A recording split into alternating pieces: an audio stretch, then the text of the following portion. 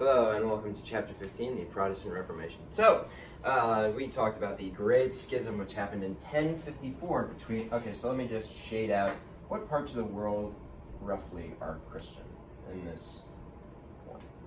So this is like 1054. So you have the Eastern world, which we'll say ends around here.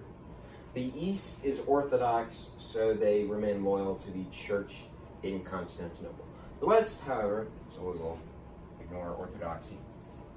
The West remains Catholic, so they are loyal to the Church of Rome. Now, with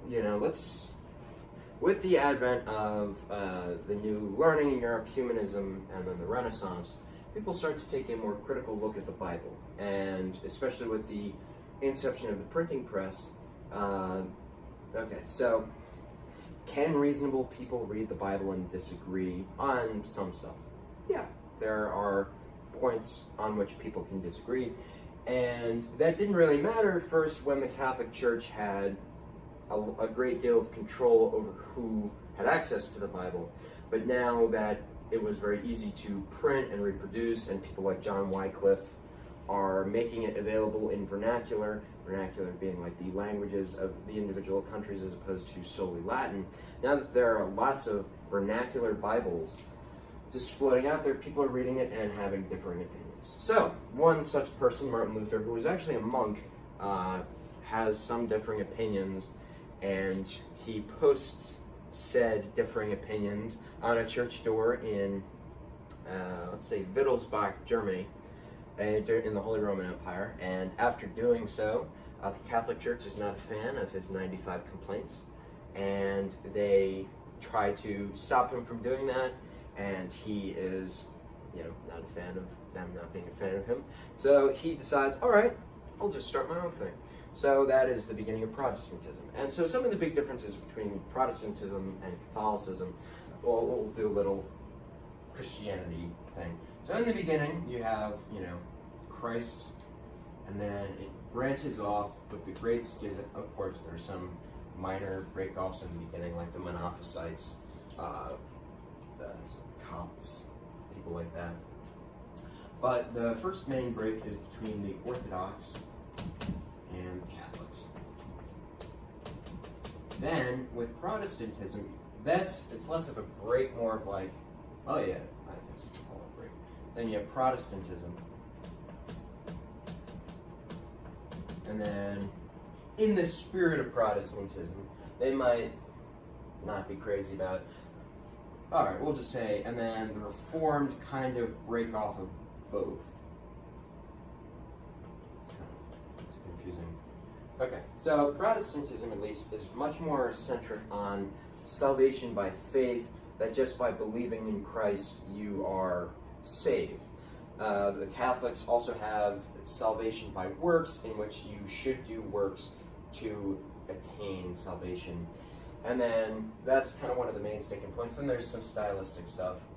And then the Reformed Christians come along, and they're led by John Calvin at first, and their big thing is predestination, that this idea that God has selected the elect, who these people will be are those who will be saved. So God has already planned who will be saved, and no amount of human interference will change God's plan. So yeah, so Protestantism takes off in, Martin Luther is German, so it takes off in pockets around the Holy Roman Empire. Pockets spring up in France, and some minor stuff in Spain, but that gets put down pretty quickly. And then it becomes the religion in Sweden and Norway after enough time. But England is a unique case, because right after Martin Luther publishes the 95 Theses, the King of England, Henry VIII, comes out and actually writes a treatise against it and says, Martin Luther's wrong, he's a doofus, all that stuff. And so the Pope actually declares him defender of the faith. Now, Henry VIII, thinking he has earned quite a few Pope brownie points, then asks for a divorce from his wife because she is not giving him a son, you know. So there's this great song to remember how all this goes. I'll teach it to you in a sec. So you have Henry VIII, and then his first wife, because the Pope won't let him divorce his wife, he's just like, okay, I'm just going to start a new church. So that is the Church of England, which is kind of Protestant, but it's kind of not too, because imagine it broke off, not because of theological disagreements, but so Henry VIII could get a divorce. So the quick song to remember how he goes to the wise: divorced, beheaded,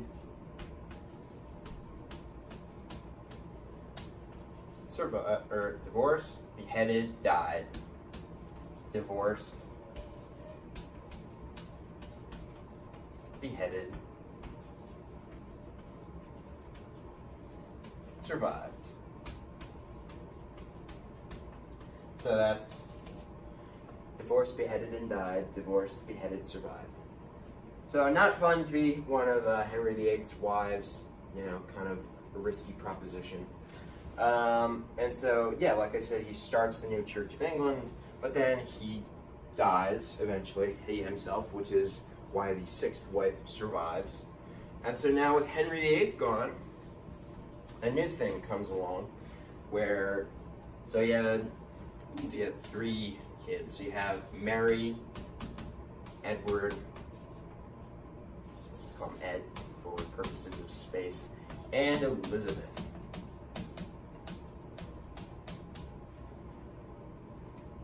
So, Ed is a Protestant. He believes in the Church of England. Mary is a Catholic.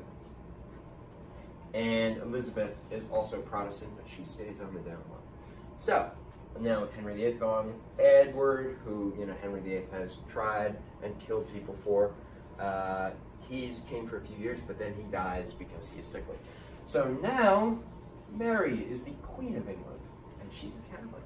And can you imagine what kind of crazy psychological problems you would have if your father just broke away from the universal church just in order to divorce your mother because you were you?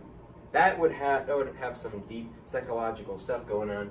So she's not really a big fan of Protestantism, you know, as one would be. So she kills a lot of Protestants. The English call her Bloody Mary. And she marries the very, very Catholic King of Spain, Philip II. But then after she dies, you know, Philip II is like, okay, now I'm the King of England. Then the English are just like, no, we'll take the Protestant Queen Elizabeth. Thank you very much. So that's kind of a whole thing. And that's what the Spanish Armada is about. It's Philip trying to take over England and make it Catholic again. But the Spanish Armada fails multiple times in some very dramatic ways.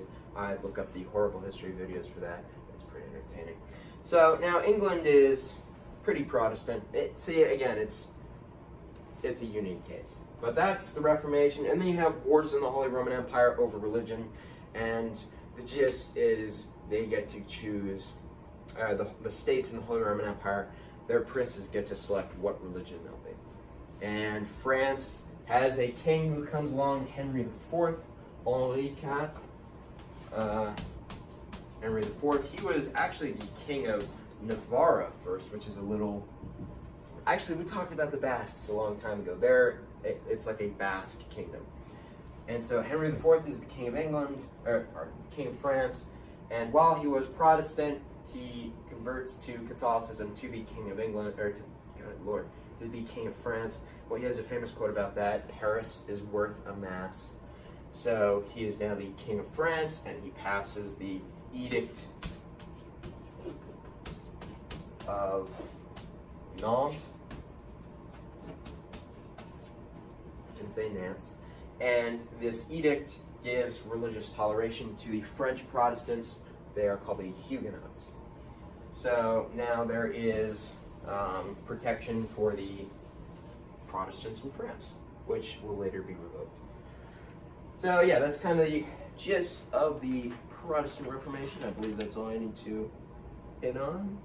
And okay, so real quick, some of the effects not just of the Protestant Reformation, but some of the other stuff that's going on in Europe concurrently. You have like golden ages of literature, and then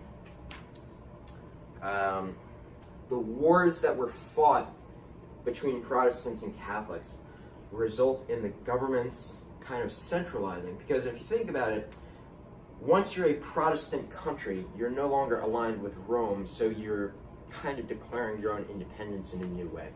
And so some of the Northern European powers become more independent, more centralized.